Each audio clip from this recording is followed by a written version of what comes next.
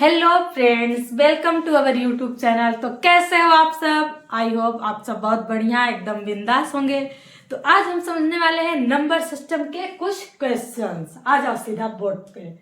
तो पहला क्वेश्चन क्या बोल रहा है कि कुछ संख्याएं हैं 5, 2, 7, 4, 3, 5 में 7 और 3 के स्थानीय मान यानी प्लेस वैल्यू का अंतर, स्थानीय मानों का अंतर बताइए। यानी जो प्लेस वैल्यू है उसमें हमको अंतर बता रहे हैं। तो हम सवाल को हल करके देखेंगे, क्वेश्चन को हम हल करके देखेंगे। तो हमारा क्वेश्चन क्या है?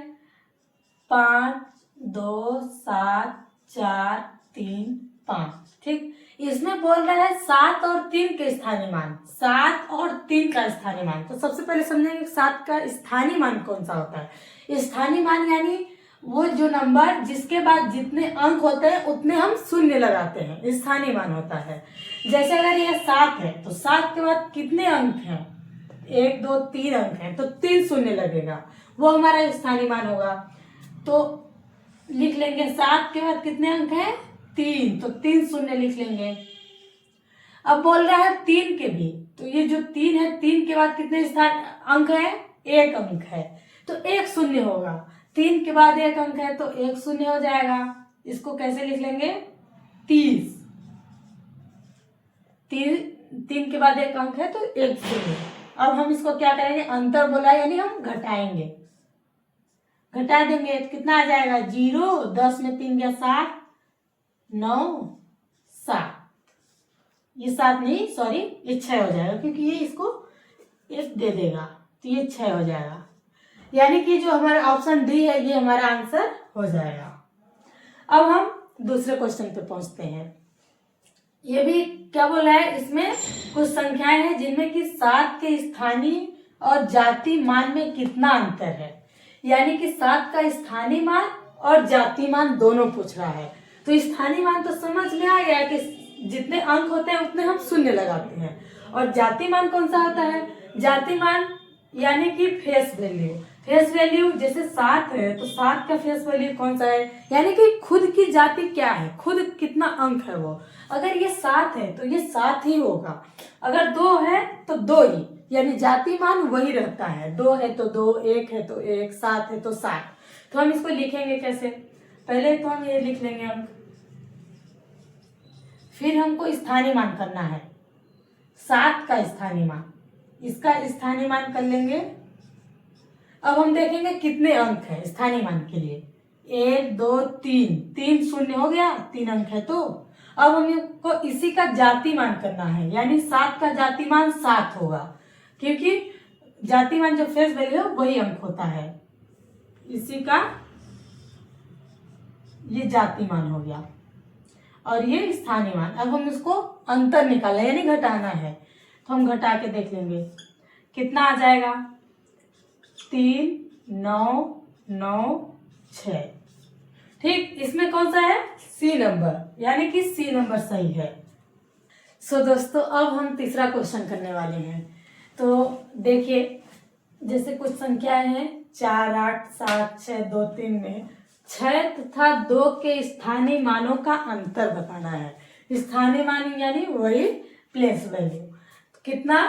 6 और ये 2, 6 और 2 का स्थानीय मान। सबसे पहले हम संख्या लिख लेंगे इतना। ठीक, अब इसका क्या बोला? स्थानीय मान। तो स्थानीय मान यानी जितने अंक होते हैं, नंबर के बाद जितने अंक होते हैं उतने शून्य होता है। 6 के बाद कितने अंक है? 2, तो 2 शून्य। ठीक, अब किसका बोला है? 2 का। 2 का तो 2, फिर कितने अंक हैं? 1 अंक, तो 1 शून्य यानी 20 हो जाएगा। तो हम 20 ऐसे लिख लेंगे। फिर हम उसको घटा देंगे, अंतर बोल रहा है तो कितना आ जाएगा? 580, जो कि हमारा सी में सी ऑप्शन है। ठीक, इसी तरह हम दूसरे क्वेश्चन पे आते हैं। इसमें क्या बोल रहा है? 3 की पावर 99 का इकाई अंक कितना है? इकाई अंक यानी यूनिट डिजिट। जैसे कि अगर कोई संख्या है तो इसका इकाई अंक यानी यूनिट डिजिट कितना है? इकाई, दहाई, सैकड़ा, हजार। तो ये जो इकाई अंक है ना, ये यूनिट डिजिट, ये हमारा 3 है। इसी तरह ये 3 का पूछ रहा है, 3 की पावर 99 का इकाई का अंक कितना है? तो हम इसको हल करके देखेंगे। तो ये जो 3 है, सबसे पहले हम लिख लेंगे 3 की पावर 99।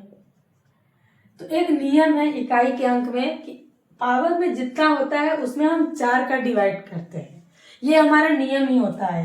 पावर जितना भी हो, जैसे 100 भी है, 25, 36 जितना भी होगा उसमें हम 4 का डिवाइड करेंगे। जैसे अगर यहाँ 99 है तो हम इसमें हम 4 का डिवाइड करेंगे।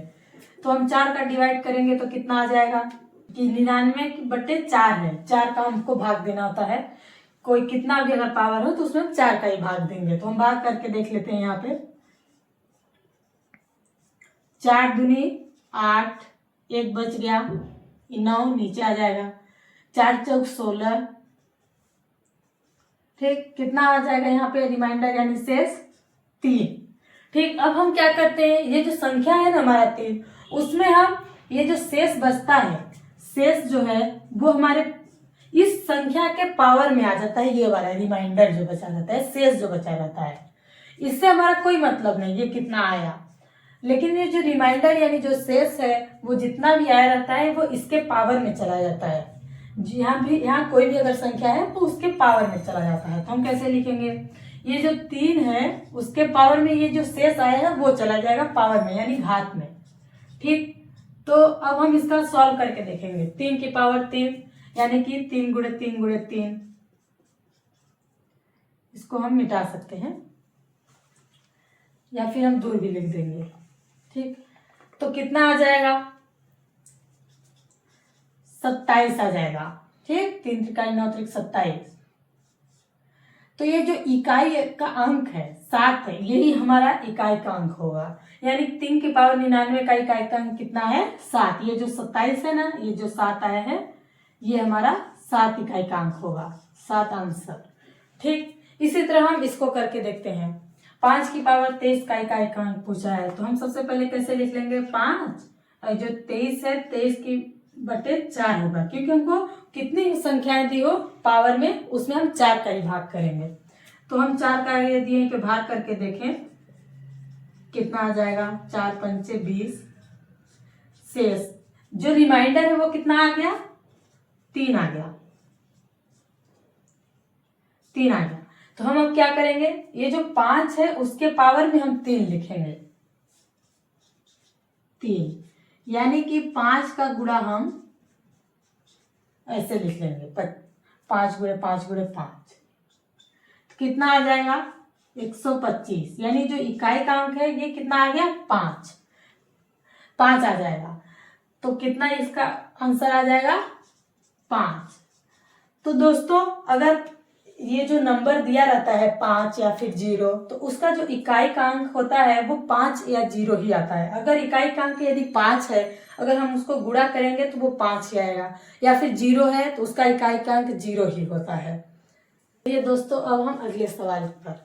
अगला सवाल क्या है, सबसे छोटी अभाज्य संख्या। अभाज्य संख्या क्या होती है, वह संख्या जो एक और स्वयं से कटे वह हमारी अभाज्य संख्या होती है। तो इसमें पूछ रहा है सबसे छोटी यानी सबसे छोटी सबसे पहले कौन सा आता है, 2। सबसे छोटा अभाज्य संख्या 2 है, तो इसका आंसर कौन सा हो गया, ये 2। चलिए दोस्तों अब अगला सवाल करते हैं। क्या पूछ रहा है सवाल में कि 60 और 75 के बीच अभाज्य संख्याओं का योग कितना है। तो अभाज्य संख्या सबसे पहले हम 60 और 75 के बीच हम अभाज्य संख्या निकालेंगे। तो अभाज्य संख्या कितनी आ जाएंगी, 60 के आगे 61, फिर 67 आ जाएगा, फिर 71, फिर 73। यानी 60 और 75 के बीच अभाज्य संख्या कितनी होगी, 61, 67, 71, 73। अब हम क्या करेंगे, इनका योग यानी जोड़ कर लेंगे। इन सभी को हम जोड़ेंगे, इन सभी को यदि हम जोड़ें तो कितना आएगा, 3, 1, 4, 7, 4, 11, 1, 12, 12 यानी 2, लास्ट 2 नंबर आ रहा है, यानी कि यही हो सकता है। तो यानी हमारा कितना आंसर होगा, 272। 60 और 75 की अभाज्य संख्याओं का योग कितना होगा। तो दोस्तों अब हम नेक्स्ट क्वेश्चन की तरफ बढ़ते हैं। इसमें क्या दिया गया है, 3 के पावर 25 प्लस 3 के पावर 26, फिर 3 के पावर 27, 3 के पावर 28 में से किससे विभाज्य, यानी ये जो ऑप्शन दिया गया है इसमें से ये किससे विभाज्य यानी भाग चला जाता है। सबसे पहले हम इसको सॉल्व करके देखते हैं। तो 3 की पावर 25 प्लस 3 की पावर 26 प्लस 3 की पावर 27 प्लस 3 की पावर 28। ठीक, तो हम सबसे पहले क्या करेंगे, इन सभी संख्याओं का हम एक कॉमन निकालेंगे, क्योंकि एक जैसे संख्याएं हैं तो कुछ ना कुछ इसमें से कॉमन निकल सकता है। बेस जो है सेम दिया गया है 3, और जो ऊपर है एक एक संख्याएं बढ़ रही हैं, जो घात है वो एक एक बढ़ रहा है, तो हम सबसे पहले कॉमन निकाल लेंगे। तो अगर हम कॉमन निकालें 3 की पावर अगर हम 25 निकालते हैं तो कितना अंदर बचेगा, अगर हम ये जो 3 की पावर 25 है इसको बाहर निकाल लेंगे तो 1 बचेगा, क्योंकि इसका अगर हम गुणा 1 से करेंगे तो वही 3 की पावर 25 आ जाएगा। फिर प्लस, अब हम क्या करेंगे, 3 की पावर 26 में 3 की पावर 25 कॉमन निकालेंगे तो 3 की पावर 1 होगा। फिर प्लस 3 की पावर 27 में 3 की पावर 25 कॉमन निकालेंगे तो 3 की पावर 2।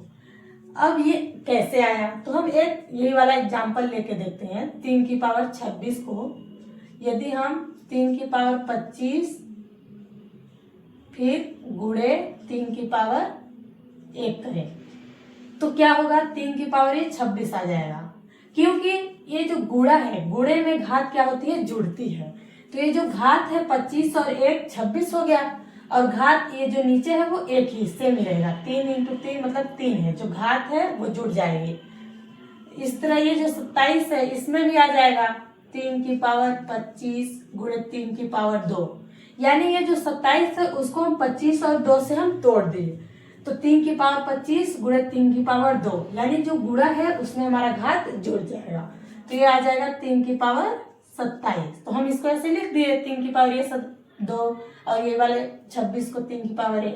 अब हम 3 की पावर 28 को हम कैसे लिखेंगे, तो 3 की पावर 3 गुणे 3 की पावर 25, यानी 25 और 3 28, और ये जो नीचे बेस है वो एक ही रहेगा, 3 रहेगा, 3 की पावर 28। तो यहाँ पे हम क्या लिख लेंगे, 3 की पावर 3।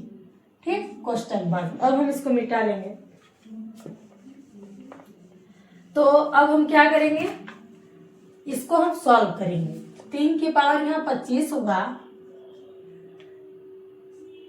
और यहाँ 1 प्लस 3 की पावर 1 यानी 3 आ जाएगा, प्लस 3 का स्क्वायर यदि करें तो 3 त्रिकाई 9 प्लस 3 त्रिकाई 9 त्रिक 27। ठीक, अब हम क्या करेंगे, इन सभी का जोड़ कर देंगे, तो 3 की पावर 25 गुणे, अगर हम इन सभी को जोड़े तो कितना आ जाएगा, 7 3 10 9 19 1 20, यानी कि 0 हासिल 2 और 2 2 4 40। ठीक, अब हम क्या करेंगे, 3 की पावर 25 गुणे 40 है, तो इसको 3 की पावर 25 गुणे 40 है, इसको हम यदि गुणनखंड करके लिखें, इसको अगर हम तोड़ के लिखें तो कैसे लिखेंगे, 3 की पावर 25 को हम 3 की पावर 24 गुणे 3 की पावर 1, यानी 24 है 25 और 3 की पावर 25 आ गया, इसको हम ऐसे लिख सकते हैं। और 40 को कैसे लिख लेंगे, 10 गुणे 4 यानी 10 चौक 40। ठीक, अब हमको क्या देखना है, ये जो संख्या है इसमें ये इसका किसी से भाग जा रहा है, इसमें से इसका किसी से भाग जा रहा है, यदि जा रहा होगा तो वो वही संख्याएं होंगी।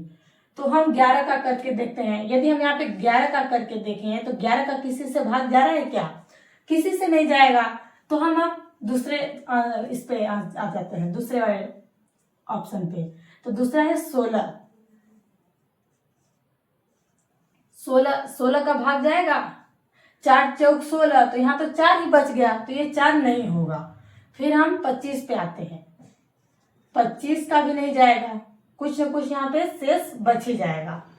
अगर हम यहाँ पे 30 करें, ठीक, तो 30 का भाग चला जाएगा, 10 तिहाई 30, 30 और 30 पूरा कट जाएगा, तो ये किससे विभाज्य है, यानी 30 पूरा इसका चला जा रहा है भाग, तो ये 30 ऑप्शन हो जाएगा।